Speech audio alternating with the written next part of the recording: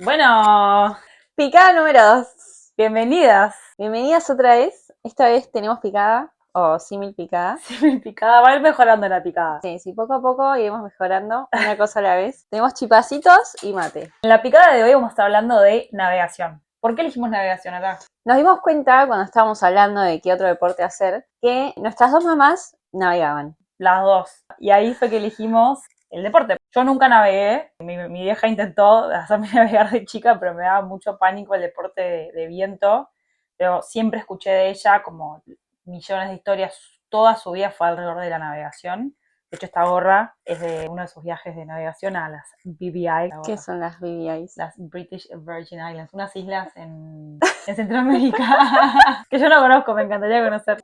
Es un deporte que por la naturaleza del deporte te lleva a explorar. Sí, bueno, en mi caso fue porque mi mamá siempre quiso, su sueño era tener un velero y cuando yo tenía creo que alrededor de 12, 13, pudo tener un velero y siempre íbamos a navegar y tenía un novio en ese momento, ella, que nos llevaba regatas y participé de una, fue una locura, es muy loco el momento de la regata en sí y de la emoción que se vive y cómo se vive dentro del barco y que estás yendo de un lado para el otro. Y sí, es verdad que es un deporte que, como todos los de la naturaleza igual, es como que se hereda mucho esa cultura de, bueno, me gusta navegar, me gusta el río, me gusta el agua y que perdura. Sí, bueno, en mi caso no lo heredé, pero porque crecí en un lugar sin viento en Entre Ríos, en el río Paraná.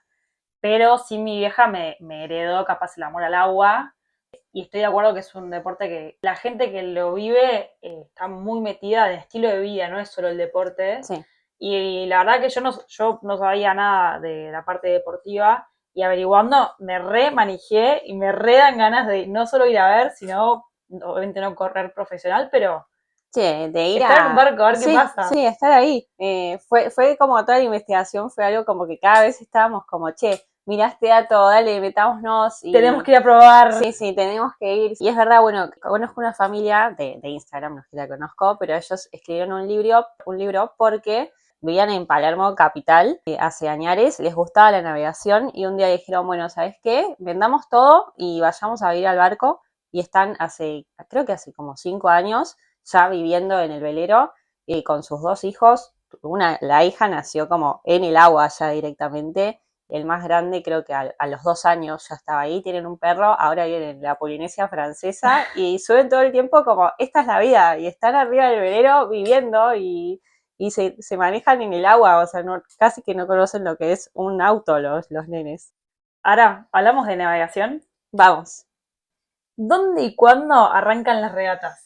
Navegar es algo muy histórico de literalmente de la época de la colonización, que cruzaban mares y todo a vela. Y en 1851 fue la primer regata o primer carrera de veleros en Inglaterra. 1851, para que se den una idea, en Argentina, era la época cuando estabas en el colegio y te enseñaban sobre Juan Manuel de Rosas hace una banda de tiempo atrás.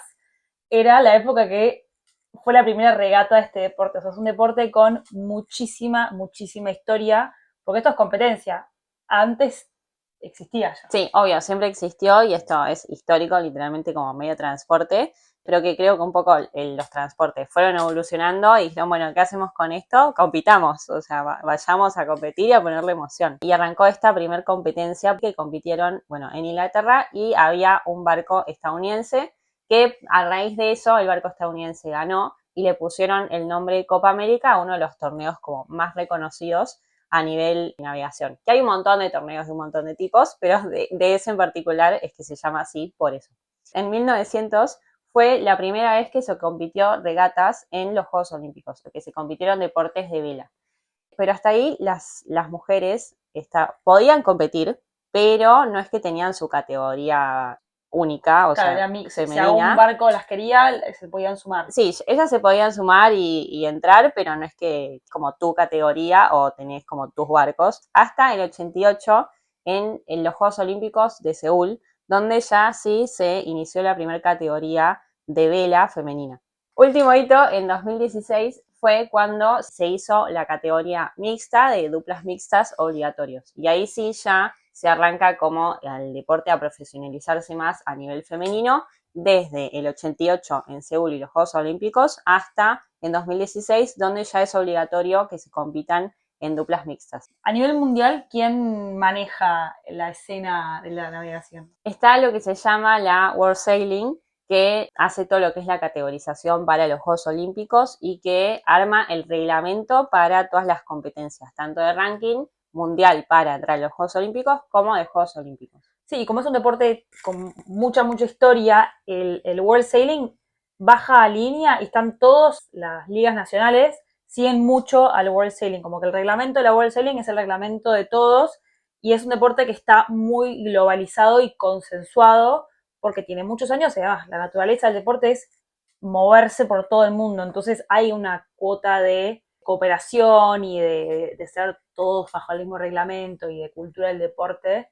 que lo lleva a que la FAI, que es la Federación Argentina de Yachting, que es la que maneja los campeonatos en Argentina, se rige por lo que dice la World Sailing. O sea, las reglas que vamos a explicar ahora dentro de Argentina son las mismas en todo el mundo y la clasificación también la maneja la World Sailing, que eso está bueno porque unifica. Unifica, o sea, Sí. está todo muy unificado. Así que el deporte fascinante porque tiene una cultura sí, es muy única. Cultura única y se abren un montón de aristas para todos lados. Es como, quizás vos de lejos lo ves y lo ves como un deporte que hay barquitos y navegan alrededor, pero no, hay muchos tipos de barquitos, hay muchos tipos de competencias.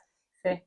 Y además, o sea, la FAI maneja todo lo que es deporte de vela, windsurf, kitesurf, cada uno tiene su departamento, pero están todos bajo la FAI. Así que las velas en general están muy bien reguladas, lo que permite que por lo menos haya un camino claro para las mujeres que están recién arrancando, porque por más que tiene años de historia el deporte, la categoría femenino es súper reciente.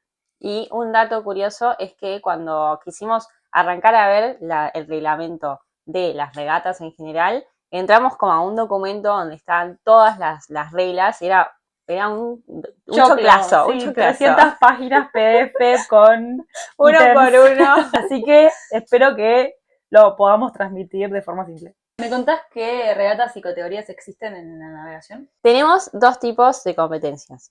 Por un lado, cortas distancias y tenemos largas distancias, que por ejemplo hay una carrera que se llama Vuelta al Mundo y literalmente eso es tenés que dar la vuelta al mundo. Tremendo.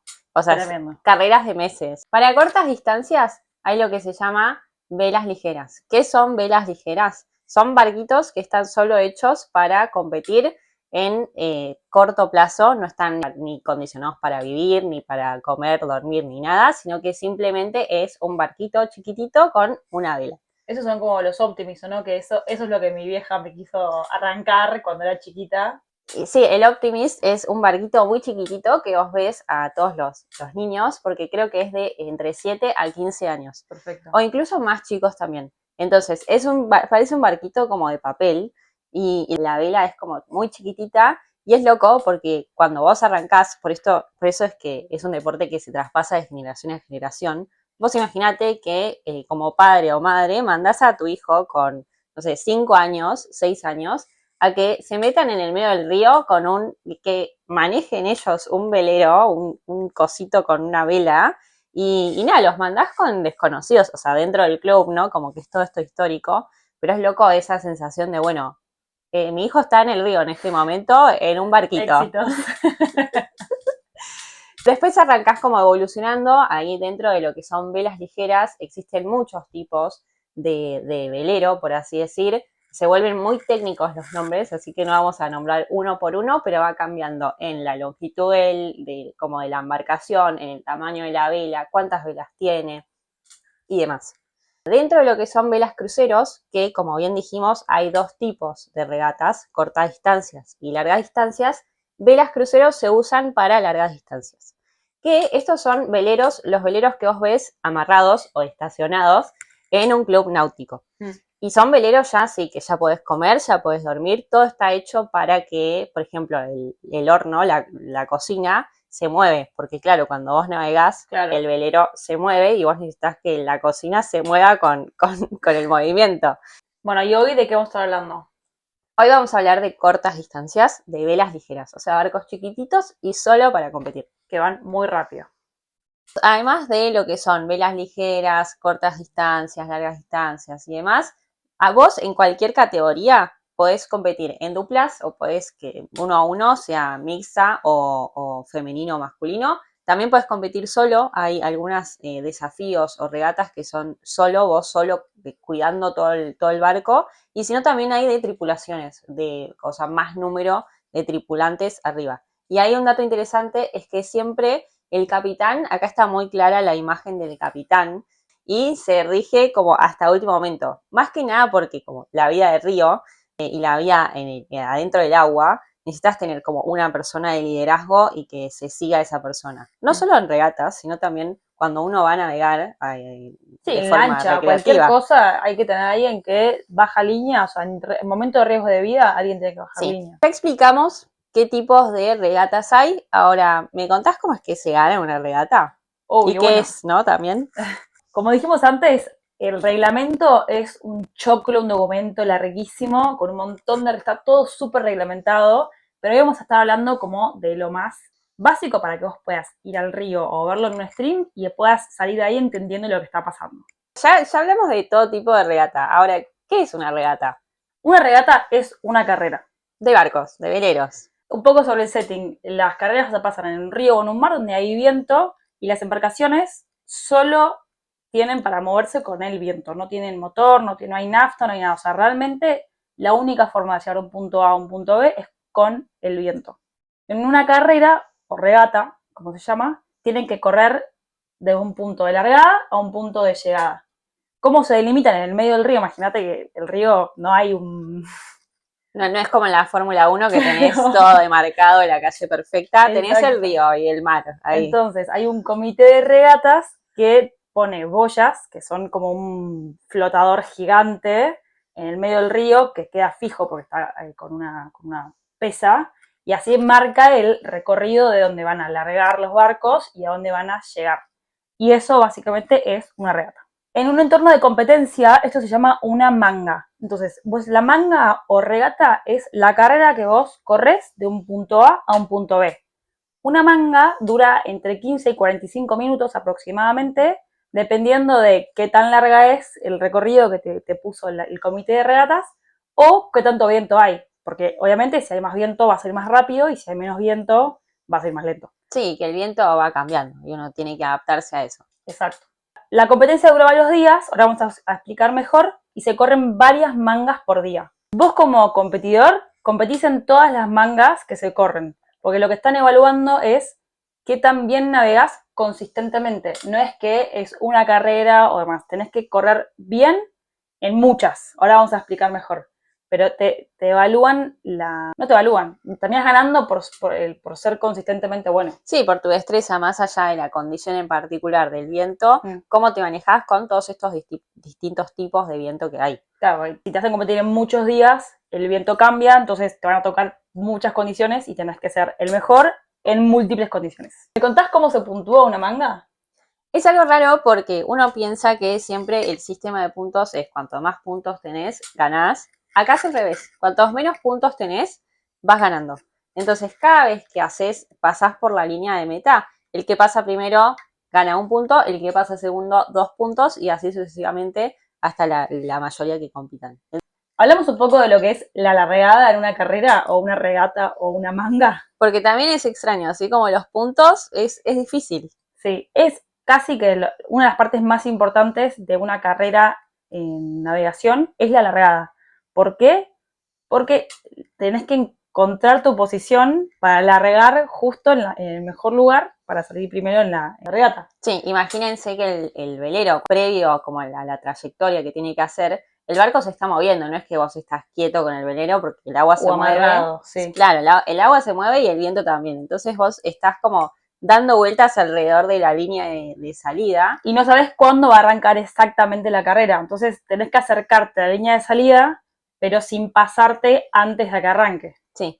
Entonces, ¿qué hacen para anunciar que están por arrancar? Bueno, el comité de regatas levanta una bandera que anuncia que faltan 5 minutos para la regada. Pero eso lo hacen en un momento random. Entonces están todos los barcos ahí peleándose por tener el mejor lugar y de repente aparece la bandera de los 5 minutos y ya todos tienen que posicionarse sabiendo que en 5 minutos arranca la carrera y eso es muy importante, no se pueden pasar la línea de la largada ni por 1 centímetro, porque si se pasan tienen que dar toda la vuelta y volver atrás del montón, digamos. Sí, los penalizan por cruzar la línea de salida antes de que arranque. Entonces tienen esos 5 minutos de ventana que tienen que aguantar lo más cerca posible de la línea, pero sin pasarse. Y luchando, o sea, son muchos veleros y son grandes. Y no se pueden chocar entre sí, así que esa es como la parte más difícil y técnica. Sí, es la más táctica. Sí, y táctica. Y si vamos a lo que es la clasificación en un campeonato, hay 2 etapas. Está la etapa clasificatoria y la final.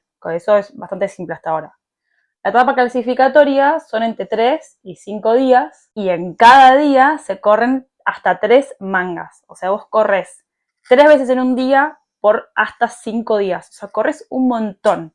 Pero como hablamos antes, lo que te quieren ver es que seas el mejor consistentemente. Entonces, pasaron digamos que son 5 días de clasificación y llegaste con un puntaje específico. De esos 5 días vos podés eliminar uno de los días. Si es el peor día, me lo elimino. Y ahí queda un puntaje y todos se ponen en un tablero. Los mejores 10 de ese tablero pasan a la final, que es la regata final, que es una sola carrera, que se llama el Medal Race. La Medal Race, sí. En una Medal Race se corre una sola manga. Entonces no es como en los otros días que se corren 3 mangas por 2, 3 mangas por día, sino es la final. Como la batalla final, claro, sí, del campeonato. Sí. Ahora, a nivel puntos, vos arrastrás todos los puntos que juntaste en la clasificación, siguen con vos en ese momento. Entonces no es que vuelve a contar desde cero la tabla, sino que todos ya tienen sus puntos. ¿Por qué tiene emoción esto? Porque en la final, en esto que estamos hablando de Medal Race, los puntos valen dobles. Esto le da chance a los que entraron en el puesto número 10, o sea, en el peor en la clasificación, a ganar. Porque si entraron con los peores puntos de la clasificación, pero salen segundos o primeros, suman pocos puntos. En cambio, si los que entraron primeros salen más atrás, van a sumar más no puntos. Suman 8, por el entró octavo el que iba primero. No suma 8, suma 16. Entonces le da más chance a que la Medal Race gane cualquiera y no solamente el que entró primero en la clasificación. Sí, no es tan predecible como otros deportes, sino que hasta último momento se vive así como con emoción. Y también otra cosa es que el primero no necesariamente gana. El que llega primero en la Medal Race no es el que gana. Sí, es verdad. Porque llegaste primero, pero si no llegaste con los puntos, capaz gana el que llegó tercero. Sí. Así que unas ganas de mirar una competencia full, al Río de la Plata. Vamos, ya estamos listas para ir a cubrir un evento. Listas. Hablamos de un montón de tipos de regatas, hablamos de cómo es que funciona toda la competencia. Ahora, ¿dónde y qué se puede ver de esto? En este caso, cada campeonato internacional tiene su stream. Por ejemplo, la Copa América, que hablamos al principio, tiene una página web y un sitio de YouTube donde vos podés ver el live stream de cada carrera. Lo mismo pasa con la World Sailing, con lo que es los mundiales anuales. Y el Comité Olímpico también tiene su propio live stream de las carreras. En lo que es Argentina, que ya hablamos de la FAI, no tienen live stream, pero sí tienen un calendario de todas las regatas que se corren y podés ir a verlo al Río de la Plata. Si estás en Buenos Aires, está ahí nomás. Así que... Sí, hay un montón de competencias. En Buenos Aires hay una que se corre, que es muy importante, que es la Semana de Buenos Aires, y clasifica para el ranking mundial. Después también de otra categoría de veleros completamente distintos que se llaman catamaranes, que son como 2 módulos y en el medio la vela. Hay algo que es como el Fórmula 1 de vela. Son barcos como muy ligeros y se matan. Se ven a los veleros tipo, pero volándose literalmente, se dan vuelta, la gente se cae, están todos con arneses, nada, es muy divertido de ver y muy emocionante. También hay otras regatas más a nivel local, que son más de largas distancias, que son muy conocidas. Hay una regata que se llama la Rolex, que tiene muchas instancias. Se hacen algunas, por ejemplo, entre lo que es Buenos Aires y Punta del Este. Entonces, la regata son días de navegación hasta Punta del Este, sino incluso también hasta Brasil. Entonces, eso sí, son más de lo que son... largas distancias. Sí, largas distancias y veleros grandes. Como bien dijimos, es un deporte muy histórico que se hereda. Entonces, todo arranca en las competencias más de clubes, entre interclubes. Ahora, una vez que ganas eso, pasás más a lo que es más regional de Buenos Aires, por ejemplo, sino ya vas avanzando más a nacional, después pasas a internacionales y así ya entre medio ya tenés como, por ejemplo, los Juegos Panamericanos, todo hasta el camino de los Juegos Olímpicos, que en este deporte en particular sí tiene bastante reconocimiento, más que nada por la historia que tiene. Claro.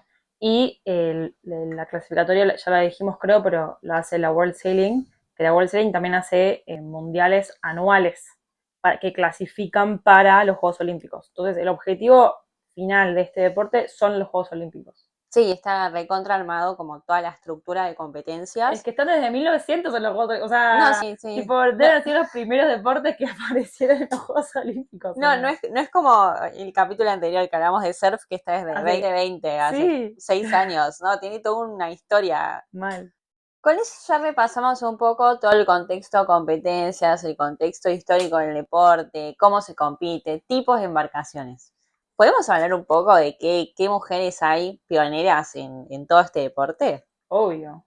Creo que si tengo que elegir a una, elegiría a Jessica Watson. Es una australiana que es la persona más joven en dar la vuelta al mundo. No mujer más joven, la persona más joven. ¿Qué es dar la vuelta al mundo? Es una carrera que está reglamentada. No sé si no es una carrera, es un desafío, challenge, un desafío donde tenés que hacer, literal, arrancar del mismo punto y llegar al mismo punto donde saliste.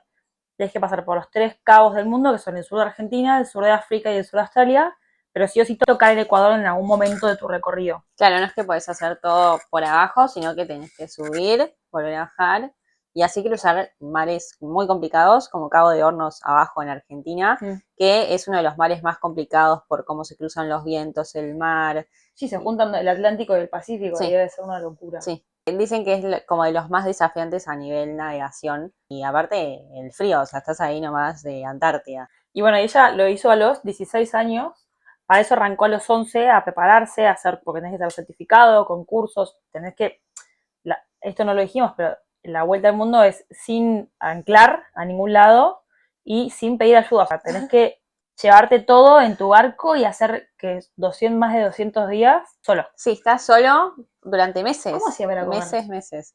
Para comer, bueno, es toda una preparación, o sea, imagínense la preparación mental, la preparación a nivel también como de capacidad, te tenés que enfrentar a un montón de cosas. Tormentas, de vientos, todo, es un desafío tremendo.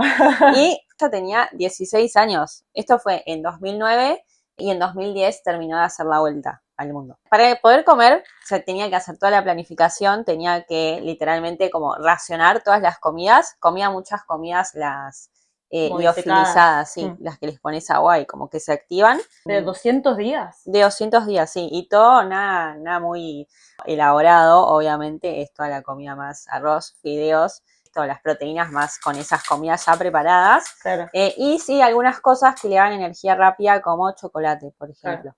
Bueno, tengo unos primos segundos, están locos, cruzaron el Atlántico a remo, son 2 pares de mellizos, y ahora me acuerdo que comían eso, y que cuando llegaron, fueron 32 días, es un montón igual, pero bueno, estos son 32 días sin cruzar todo el Atlántico. El Atlántico a remo. Nada más 32 días. Bueno, es una carrera y salieron segundos, pero no estamos hablando de mujeres, y me acuerdo que lo primero que dijeron, che, ¿qué quieren comer apenas llegaron a la tierra? Sean fruta, tenernos fruta como algo fresco, ¿no? Sí. Me imagino que... No podés llevar eso y se tampoco... la primera semana. Claro, sí.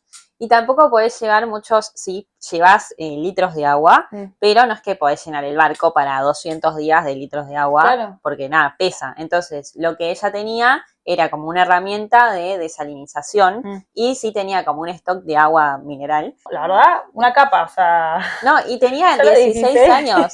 O sea, imagínense, todo esto es como la parte de la historia, que nada, ella de muy chica ya arrancó con esto y arrancó con toda la preparación y todo, y era algo como que ella realmente sentía, y como el desafío mismo de los padres, de bueno, che, mi hija va a dar la vuelta al mundo. Había toda una polémica alrededor de eso porque se arrancó a hacer conocida en los medios, y los medios estaban como en contra de eso, justamente de los padres, de cómo iban a dejar a la hija que vaya y haga eso. Todo el revuelo estaba a raíz de la nena le va a pasar algo y nada, y los culpables son los padres. Ahora, No, le pasa de todo. sí, le pasa de todo.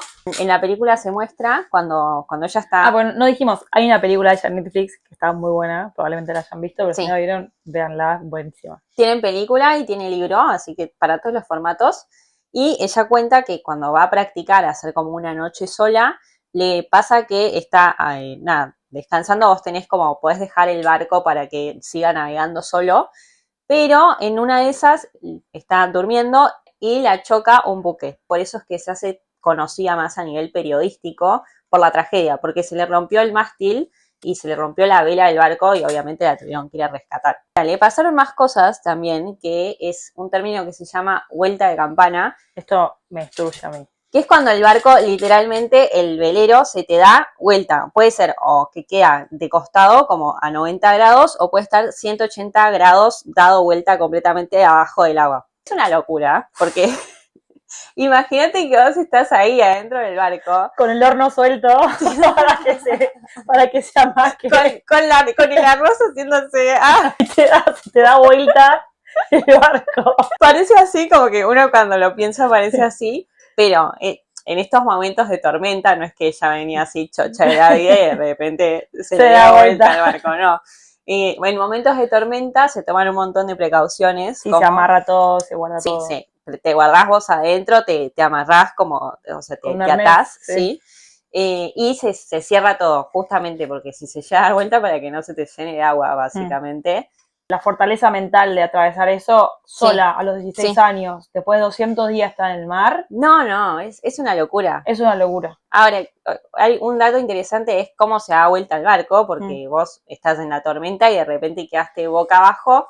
El barco tiene como un sistema, como una quilla abajo, que es más pesada que la parte de arriba, entonces se da vuelta solo. Son unos minutos que estás para abajo, pero igual, o sea, una pibita de 16 años ahí da vuelta en un barco en el medio del mar. No entra agua tampoco a la cabina, o sea, la cabina está sellada, entonces te das vuelta y estás como en una burbuja de aire abajo, respirando. Tengo ganas igual, o sea, no estar en una tormenta, pero de vivir un poco la experiencia. Emoción. La emoción. Había otra mujer que os querías hablar, que me parece que está muy piola para que hables y es un momento. Esta mujer se llama Tracy Edwards y queríamos hablar un poco porque hace referencia también a nuestro capítulo anterior que hablábamos de una mujer así icónica del surf. Ella era cocinera en un barco que daba la vuelta al mundo, que hacía esta competencia de dar la vuelta al mundo, y ella estaba como cocinera. A los 23 años le dieron ganas de dejar de ser la cocinera del barco y pasar a competir ella. La bancó. Total. Por favor, rompamos con eso. Y lo que hizo fue juntar a un grupo de mujeres, a 12 mujeres, se inscribieron un montón de mujeres igual, como para armar una tripulación y sumarse a esa competencia con el primer velero que competía con mujeres. Vamos, las pibas. Esto fue en el año 1989. Juntó a este grupo de mujeres para ser tripulantes, primer barco tripulante, que se llamaba el Maiden, consiguió un velero que ya había hecho esta competencia y lo que hizo fue salir a buscar marcas. Cuando salió a buscar empresas que los sponsoreen, se contactó como con 300 empresas. Ella tenía 23 años nada más. Las marcas le decían que no porque no querían ser parte de una tragedia, no quería que quede como la marca manchada con que les iba a pasar algo en el mar y ellos iban a estar ahí. Lo que hizo con 23 años y con esa pasión que tenía adentro suyo por hacer esa competencia y por la navegación fue hipotecar su casa. Que tenía una casa para hipotecar. Sí, o sea, que tenía una casa, convengamos, ojalá tuviese una casa con 23 años. Yo creo que puedo hipotecar el Potus. Con mi termo. Sí, nada más. Y con esa plata de la hipoteca, pagó como toda la tripulación y todo lo que necesitaba el barco para prepararse para dar la vuelta al mundo. Y así fue que participaron y arrancaron con la primer tripulación de 12 mujeres que dio la vuelta al mundo, así como legalmente, dentro de esta competencia. Iconic. Bueno, como siempre, vamos a Argentina. Acá estamos. Argentina tiene 11 medallas olímpicas en lo que es vela y es el segundo deporte con más medallas olímpicas para Argentina. El primero es boxeo y el segundo es vela. ¿Y qué países son los más importantes en la navegación? El primero es Inglaterra, que tiene 65 medallas olímpicas. Y sí, obvio, sí, se conquistaron el mundo completo por historia, sí, o sea, históricamente. Malditos. Y el segundo es Estados Unidos, obvio también, con 62 medallas olímpicas. Ahí va. Y Argentina está en el número 14, que está muy bien, o sea, para imagínate, la historia de Argentina como país casi que arrancó con la historia de las regatas competitivas. Y estamos en el puesto número 14, o sea, ya hablamos de que los argentinos somos competitivos pero bueno, hay un muy buen nivel en Argentina para llegar a estar entre los top. No, obvio, para llegar a estar en el puesto 14 es que hay nivel. Que quizás no lo vemos tanto porque tenés que estar cerca de o sea, del agua, de Comunidad del Río, pero hay un montón de atletas, de masculinos y femeninos, que tienen un montón de medallas y que compiten en un montón de regatas y les va bárbaro. Bueno, ¿y tenemos un oro o no? Tenemos un oro, en 2016 tuvimos medalla de oro en un tipo de embarcación específico que se llama NACRA 17. En la dupla mixta. Dupla mixta, sí, que fueron de Santiago Lange y Cecilia Carranza. Acá, cuando arrancamos la investigación, yo le digo, ahora, tenemos que investigar sobre la categoría de Santiago Lange, que es el que ganó el oro.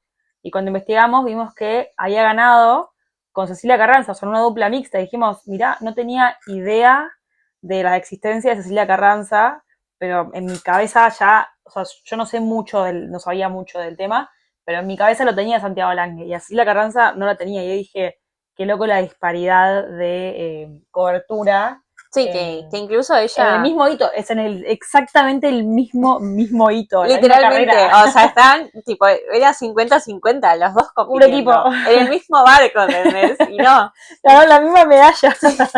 Y todos los medios, Cecilia Carranza habló un poco de esta situación, que todos los medios cubrían más a Santiago Lange porque tiene una historia de cáncer pulmonar. Que está perfecto, o sea, el chabón está muy metido en el mundo de la navegación, hace un montón que no desmerece todo su mérito, pero es como también el mérito de Cecilia Carranza de haber ganado el oro junto con él. Sí, se entrenó igual, dedicó las mismas horas, mismo presupuesto, mismo todo, y como que todo fue bueno, vamos a Santiago Lange por su historia, y enfocémonos en esto. Bueno, así que hoy vamos a hablar de Cecilia Carranza, que sería como la primera mujer argentina que empezó a ganar navegación. Ella es de Rosario, empezó a navegar en el río Paraná, que es el río donde yo crecí, así que amamos. Empezó con Optimist, que es lo más común de arrancar cuando sos el barquito niño. Chiquito, el que decíamos antes. A competir en las Olimpiadas, estuvo en 2008 y en 2012, que eso fue Beijing y Londres, pero en carreras individuales. Después en 2015, cuando se fue a Río, en 2016 se cambió a la dupla mixta y ahí terminó ganando el oro. Siguió compitiendo en 2020, que no ganó medallas. Iba a competir en 2024, pero se retiró a último momento por una lesión en la espalda. Pero digo, se retiró a los 37 años, o sea, un carrerón, la verdad. Sí, se llevó un oro encima. Se llevó un oro. Es el único oro de todas las 11 medallas que tenemos, es el único oro. Después son de plata y bronce. Y nada, y ella se llevó eso en la mochila. Otra mujer también que tiene una medalla olímpica, también en dupla mixta, es Eugenia Bosco. Eugenia Bosco es de San Pedro, arrancó también a navegar en Optimist. Su hermano estaba haciendo clases y ella se sumó. Hablaba un poco de que al principio no le gustaba, pero nada, lo hacía porque estaba su hermano. Y arrancó a competir ya también haciendo mundiales de distintas categorías de veleros. Y en 2024, en París 2024, ganó medalla olímpica en una dupla mixta también con Matteo Magdalani. Ganó la de plata. Sí. Eso fue lo último. Sí. Sí. Y bueno, ahora se nos acercan otros Juegos Olímpicos, que son los de 2028 en Los Ángeles. Y hay una dupla femenina que está ahí peleándola para clasificar y está yendo muy bien. ¿Hablamos sobre esta dupla? Dale, vamos. Vamos. La dupla son Julia Pantini y Anastasia Bock. Son dos jovencitas. Ahora me jode porque yo soy una jovencita.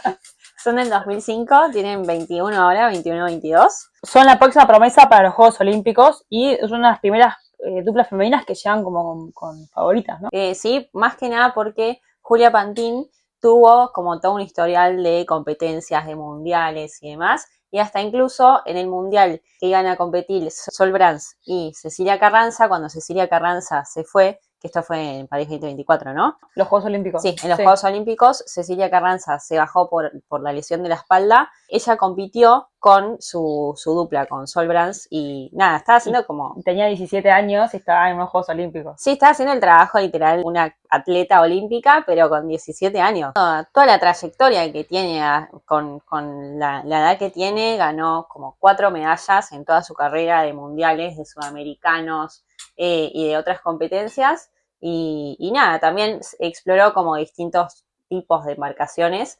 Hoy está con Anastasia haciendo nada, esta dupla. Tienen un Instagram que las pueden seguir. Y sí, nada. y están activas, están mostrando cómo entrenan y demás, así que me parece que tenemos que ir a apoyar a la dupla Sí. a que lleguen a los Juegos Olímpicos. Sí, que ganen. Que vayan en 2028, que vayan y estén ahí y la estemos apoyando. Desde este momento. Sí, y quizás en los fines de semana también ir a verlas a Río del Plata, están ahí compitiendo. Bueno, y con esto estamos llegando más hacia el fin. Al final de esta picada nos queda un chipá. Nos queda un chipá. Espero que tengan ya las herramientas y las ganas de ir a ver una competencia de navegación. Yo tengo, la verdad, que muchísimas ganas de ir a ver una. Sí, que se queden manijas como nosotras, que hayan aprendido qué tipo de velas hay, qué tipos de competencia, quiénes compiten, como historias, así como la de Jessica Watson. Y un deporte que tiene una historia larguísima y una cultura de deporte muy única. Y bueno, y ojalá acercarnos también un poco a nuestras madres. Así que empecemos a apoyar a las mujeres dentro del deporte, que es un deporte muy divertido y que tenga más espacio y cada vez más medallas. Otro fun fact que no contamos antes, ¿puedes contar lo de los barquitos a control remoto? No, esa es buenísima. De las tipos de competencias que hay, que hablamos de las cortas, de las largas, de veleros chicos, veleros grandes, hay veleros más chiquitos que son veleros a control remoto, así como escucharon. Tipo los Stuart Little, ¿se acuerdan de la película?